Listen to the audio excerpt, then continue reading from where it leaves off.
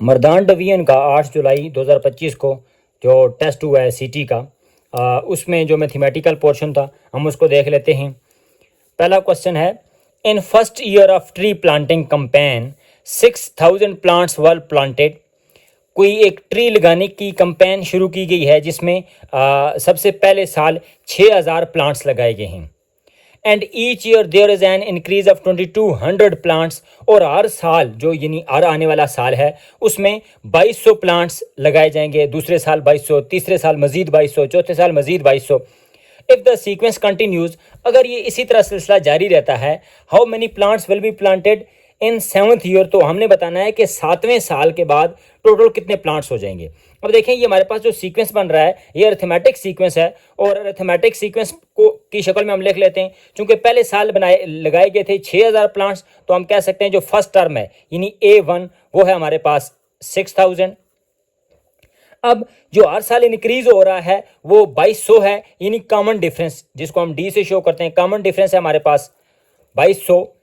और हमने मालूम करना है कि 7वें साल कितने प्लांट्स हो जाएंगे, यानी हमने मालूम करना है A7 हमने मालूम करना है।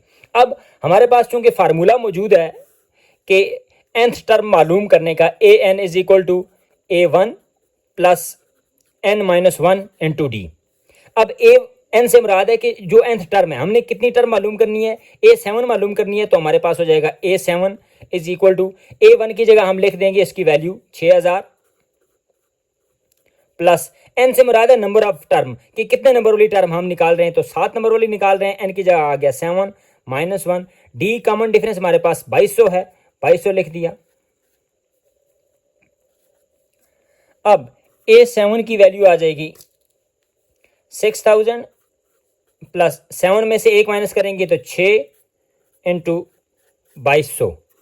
A7 की वैल्यू आ जाएगी 6000 प्लस 6 को 2200 के साथ अगर हम मल्टीप्लाई करें तो हमारे पास जवाब आता है 13200। और A7 एज इट इज आ गए 6000 जमा 13200, ये हमारे पास जवाब आता है 19200, यानी 7वें साल हमारे पास 19200 पौधे हो जाएंगे, जो कि है ऑप्शन बी। अगला क्वेश्चन हम देख लेते हैं, if the probability of an event is between 0.5 and 1, अगर किसी भी एक इवेंट की प्रोबेबिलिटी 0.5 और 1 के दरमियान में है, what can be said about the event, तो उस इवेंट के बारे में क्या कहा जा सकता है। अब हम देखते हैं, पहले हम यहां पर जो हमारे पास पॉइंट्स हैं उनको समझ लेते हैं। It is less likely to happen, ये कब होता है कि अगर हमारे पास जो प्रोबेबिलिटी है वो 0 से लेकर 0.5 तक हो, तो हम कहते हैं कि it is less likely to happen, यानी कम चांस है होने का, किसी भी इवेंट के होने का कम चांस है। कब होता है, जब वैल्यू 0 से लेकर 0.5 के दरमियान में हो। It is equally likely to happen, ये कब होता है, इक्वली लाइकली का मतलब है कि 50% चांसेस है, यानी जब हमारे पास जो प्रोबेबिलिटी है वो हो 0.5, तो हम कहते हैं कि it is equally likely to happen. It is more likely to happen, जब हमारे पास वैल्यू 0.5 से लेकर 1 तक हो, इनके दरमियान में हो, तो हम कहते हैं कि it is more likely to happen, कि किसी भी इवेंट के होने के चांसेस ज्यादा हैं, more likely. It is impossible to happen, या अगर हमारे पास किसी भी इवेंट की प्रोबेबिलिटी 0 हो तो हम कहते हैं कि it is impossible to happen, कि ये इवेंट होगा ही नहीं। तो अब हमारे पास प्रोबेबिलिटी की रेंज क्या थी, 0.5 से लेकर 1 तक, तो हम देखते हैं कि 0.5 से लेकर 1 तक, यानी it is more likely to happen, यानी ये वाला ऑप्शन हमारे पास ठीक है। अगला क्वेश्चन है, फाइंड x इफ log 81 की power 9 is equal to x, तो हमारे पास क्या वैल्यू आएगी, 2, 3, 1.5 या 0.5। अब हम इसको हल कर लेते हैं। log 81 की power 9 is equal to x। अब log को जब हटाएंगे तो दूसरा स्टेप होता है कि जो पावर है वो इसके साथ रिप्लेस हो जाती है, तो 81 की पावर 9 इधर आ जाएगा और x इसकी जगह ले लेगा, तो 81 की power x will be equal to 9। अब 81 को हम लिख सकते हैं कि ये 9 का स्क्वायर है। 81 को हमने लिख लिया कि 9 का स्क्वायर है, ज़रा 9 9 81 होता है, 9 का स्क्वायर, और जो x है वो एज इट इज पावर की शक्ल में रहेगा, यानी ये आ जाएगा। अब हमारे पास क्या आ गया, 9 का स्क्वायर की power x is equal to 9। अब यहां पर देखें 9 का स्क्वायर की पावर x यहाँ पर पावर रूल लगेगा कि पावर के ऊपर पावर आ जाए तो पावर्स आपस में मल्टीप्लाई होती हैं, यानी 9 की पावर हो जाएगी 2x इज इक्वल टू 9। अब देखें बेसेस हमारे पास सेम है, यहाँ भी 9 बेस है और यहाँ पर भी 9 बेस है, यहाँ पर पावर है 2x और यहाँ पर देखें जब पावर कोई नहीं होती तो इसका मतलब होता है कि पावर होती है 1। 9 9 के साथ कैंसिल हो गया या बराबर हो गया तो हमारे पास जवाब आएगा 2x इज इक्वल टू 1, या अगर हम x की वैल्यू फाइंड करें तो 1/2 हो जाएगा, या 1/2 को अगर पॉइंट की शक्ल में लिखें तो 0.5, यानी ऑप्शन डी हमारे पास दुरुस्त हो जाएगा। अगला क्वेश्चन है हमारे पास, find the value of a plus b plus c when a square plus b square plus c square is equal to 38 and ab plus bc plus ca is equal to -1। अब हमारे पास a plus b plus c वाला formula लगेगा तो हम इसको कर लेते हैं a plus b plus c का होल स्क्वायर। अब हम इसको आगे खोल भी लेते हैं, a plus b plus c का होल स्क्वायर होता है a square plus b square plus c square plus 2 into A B plus B C plus C A. अब देखें a प्लस बी प्लस सी हमारे पास वैल्यू नहीं है तो हम इसको एज इट इज लिख लेते हैं, A square plus B square plus C square, इसकी वैल्यू हमारे पास दी हुई है 38, वैल्यू पुट कर लेते हैं 38 plus 2 as it is into A B plus B C plus C A, इसकी वैल्यू भी हमारे पास गिवन है -1, यहाँ पर -1 वैल्यू पुट कर देंगे, a plus B plus C का whole square as it is चल रहा है 38, ये 2 1 के साथ माइनस होगा तो 2 1 इज 2 और प्लस माइनस माइनस हो जाएगा यानी -2 हो जाएगा। a plus B plus C का whole square is equal to 38 में से 2 माइनस करेंगे 36। अब देखें हमसे क्या पूछा गया था कि find the value of a plus B plus C, हमने a plus B plus C की वैल्यू मालूम करनी है, जबकि अभी हमारे पास क्या आया है a plus B plus C का स्क्वायर, हमने स्क्वायर को खत्म करना है। स्क्वायर को खत्म करने के लिए दोनों तरफ हम स्क्वायर रूट लेंगे, ये स्क्वायर रूट के साथ कैंसिल हो जाएगा तो लेफ्ट हैंड साइड की तरफ बचेगा a प्लस बी प्लस सी और 36, ये 6 का स्क्वायर रूट है तो हमारे पास जवाब आएगा a plus B plus C is equal to 6, यानी option C. What is remainder, क्या बचता है when polynomial 2x की power 4 minus 3x square plus 5x minus 7 is divided by x plus 2, जब इस वाली पोलिनोमियल को x प्लस 2 पे डिवाइड किया जाए। अच्छा, पोलिनोमियल की क्या डेफिनेशन है? पोलिनोमियल एक ऐसा अलजेब्रिक एक्सप्रेशन होता है कि जिसकी पावर होल नंबर होती है, यानी उसकी पावर 0 हो सकती है, 1 2 3 4 कुछ भी हो सकती है, लेकिन माइनस में नहीं हो सकती। तो यहाँ पर देखें पावर्स कोई भी माइनस में नहीं है तो ये पोलिनोमियल है, हमने इसको इस पर डिवाइड करना है तो देखना है कि रिमाइंडर क्या बचता है। 2x की power 4 minus 3x square plus 5x minus 7 को हमने डिवाइड करना है x प्लस 2 पे। अब पहली रकम देखें x और 2x की पावर 4, 2x की पावर 4 पे जब हम x को डिवाइड करेंगे तो हमारे पास जवाब आएगा 2x क्यूब। अब 2x क्यूब को x से मल्टीप्लाई किया तो 2x की पावर 4 आ गया और 2x क्यूब को हमने अब प्लस 2 के साथ भी मल्टीप्लाई करना है तो 2 2 जार 4 प्लस 4x क्यूब। अब देखें x क्यूब बोली यहां पर कोई भी रकम नहीं है तो हम इसको अलग ले लेते हैं प्लस 4x क्यूब। नीचे वाले जो साइंस हैं वो चेंज होते हैं, ये इसके साथ कैंसिल, अब ये भी प्लस था माइनस हो गया, ये आ गया हमारे पास, इसको शुरू में लिख लेते हैं माइनस 4x क्यूब, ये माइनस 3x स्क्वायर नीचे आ जाएगा प्लस 5x माइनस 7।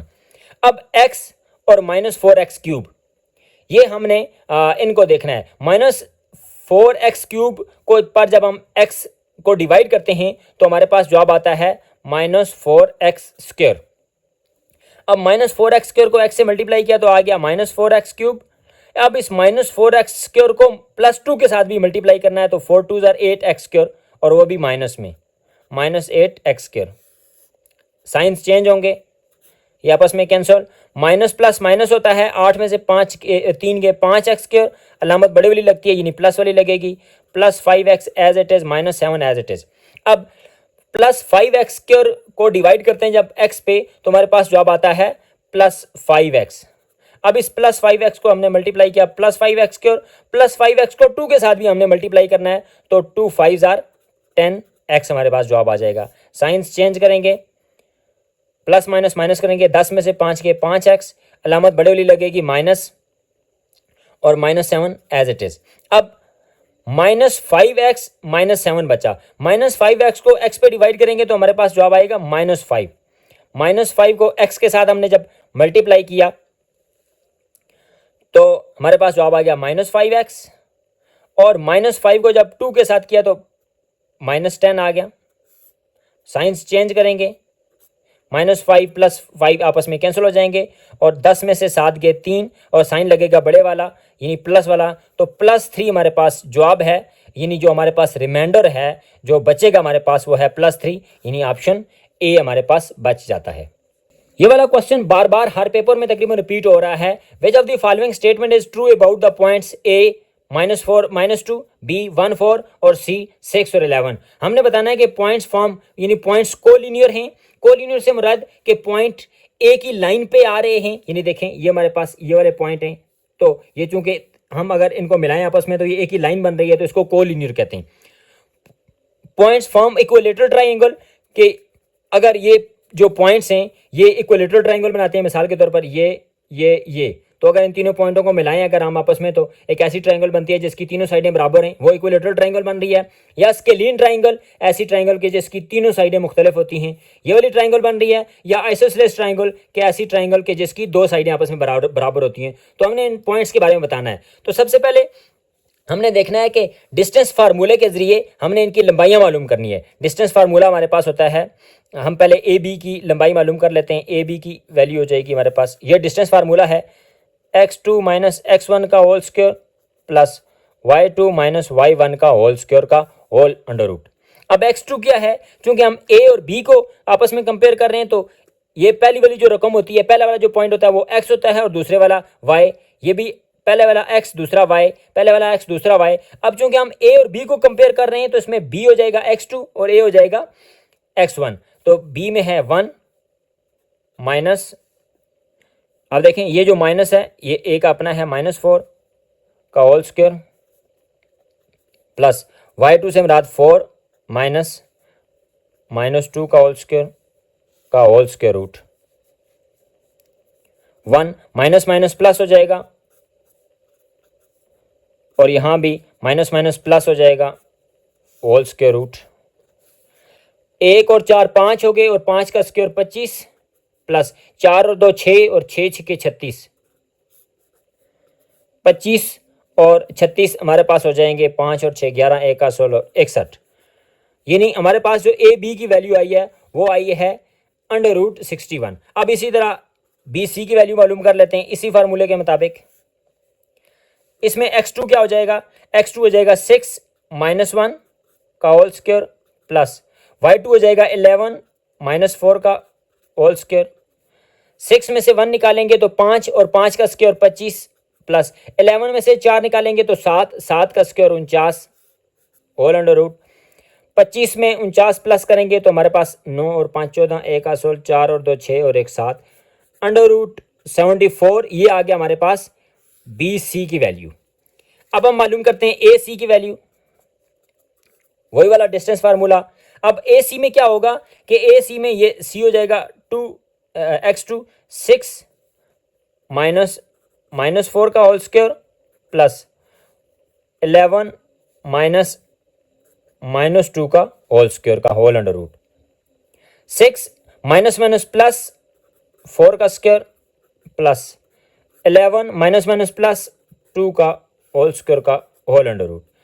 4 और 6 10, 10 का स्क्वायर 100 प्लस 11 और 2 13, 13 का स्क्वायर 169 का होल अंडर रूट, और 100 और 169 हो गया 269 का होल स्क्वायर, और ये होगी हमारे पास वैल्यू ए सी की। अब देखें हमारे पास तीनों वैल्यूज आ गई हैं। ए बी की वैल्यू आ गई है √61, बी सी की आ गई है √74 और ए सी की आ गई है √269। अब यहां पर हमने देखना है कोई भी पॉइंट्स कोलिनियर कब होते हैं, कोई भी पॉइंट्स कोलिनियर तब होते हैं कि जब ये जो सबसे बड़ी वाली वैल्यू है अगर वो बराबर हो बाकी दोनों के मजमूए के बराबर। यानी कोलिनियर पॉइंट कब हो सकते हैं कि ये सबसे बड़ी है √269, यानी 269 अगर ये बराबर है बाकी दोनों के मजमूए के, यानी 74 प्लस 61। अब देखें 269 का होल स्क्वायर रूट 74 में 61 अगर हम जमा करें तो हमारे पास जवाब आता है √35। अब देखें 269 इज नॉट इक्वल टू 135 का अंडर रूट, तो इसका मतलब ये है कि ये पॉइंट्स कोलिनियर नहीं हैं। अगर ये यहाँ पर बराबर होते यानी √269 इज इक्वल टू √269 तो फिर ये पॉइंट्स कोलिनियर होते। अब ये पॉइंट्स आपस में बराबर नहीं है तो इसका मतलब कि ये कोलिनियर तो नहीं है। अब इनकी लंबाइयां देखते हैं। ए बी की लंबाई है 61, बी सी की है 74 और ए सी की है 269। तीनों जो ट्राइंगल्स हैं वो तीनों जो साइडें हैं वो मुख्तलिफ हैं और ऐसी ट्राइंगल के जिसकी तीनों साइडें मुख्तलिफ हों उनको हम कहते हैं स्केलीन ट्राइंगल। तो these points form scalene triangle, यानी ऑप्शन सी हमारे पास दुरुस्त है। अगला सवाल है हमारे पास, if Hanif spends ₹35 in one day, अगर हनीफ एक दिन में 35 रुपए खर्च करता है, then how many rupees does be spend in 7 days, तो फिर वो 7 दिनों में कितने रुपए खर्च करेगा। अब देखें अगर एक दिन में वो 35 रुपीज स्पेंड करता है तो 7 दिनों में स्पेंड करने के लिए उसको मल्टीप्लाई करना पड़ेगा। 35 को 7 से मल्टीप्लाई करेंगे तो हमारे पास जवाब आएगा ₹245, यानी ऑप्शन ए 245 रुपीज वो टोटल खर्च करेगा। हमारे पास अगला क्वेश्चन है, अ cord is 5 centimetre from centre of a circle of radius 13 centimetre. एक हमारे पास सर्कल है कि जिसका रेडियस देखें दिया हुआ है 13 सेंटीमीटर, एक रेडियस है, ये 13 सेंटीमीटर रेडियस है, और अ cord of 5 centimetre from a cord is 5 centimetre from the centre of circle, यानी ये अगर सर्कल का सेंटर है तो ये अगर कॉर्ड है तो इनका दरमियानी फासला ये जो है ये 5 सेंटीमीटर है, यानी कॉर्ड का और जो सर्कल के सेंटर का फासला है वो 5 सेंटीमीटर है और जो उसका रेडियस है वो है 13 सेंटीमीटर। ये हमारे पास मालूमात दी हुई हैं। कॉर्ड क्या होती है? कॉर्ड एक ऐसी लाइन होती है जो सर्कल के कोई से दो पॉइंट्स को आपस में मिलाती है लेकिन सेंटर से नहीं गुजरती। अब देखें अगर ये 5 सेंटीमीटर है हमारे पास यहां से लेकर यहां तक, और अगर हम इस पॉइंट को इस पॉइंट के साथ मिलाएंगे, देखें ये जो मैं डॉटेड बना रहा हूं, ये अगर हम इसको इसके साथ अगर पॉइंट को मिलाएं तो ये भी तो चूंकि सर्कल के किसी भी पॉइंट को सेंटर के साथ मिला रहा है तो ये भी उसका रेडियस बन जाएगा, यानी ये भी 13 सेंटीमीटर हो जाएगा।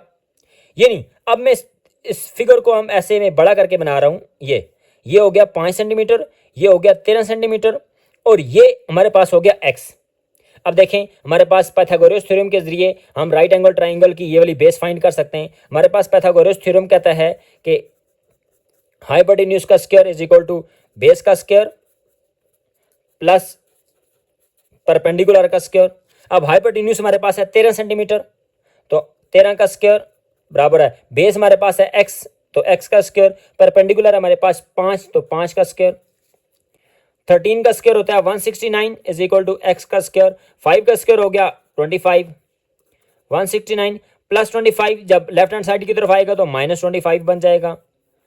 169 में से 25 अगर निकालेंगे तो 144 is equal to x square. हमने x की वैल्यू फाइंड करनी है, दोनों तरफ स्क्वायर रूट लेंगे तो x बराबर हो जाएगा 12 जार 144। अब देखें ये जो 12 आई है वैल्यू, ये आई है वैल्यू हमारे पास यहां से लेकर यहां तक, लेकिन ये मतलब आधे कॉर्ड की आई है, और जब पूरा कॉर्ड होगा तो वो भी ज़ाहिर है यहां से लेकर यहां तक भी डिस्टेंस 12 सेंटीमीटर ही होगा। तो अगर 12 ये हो गया तो 12 ये हो गया तो टोटल हमारे पास हो जाएगा 24 सेंटीमीटर, यानी ऑप्शन बी।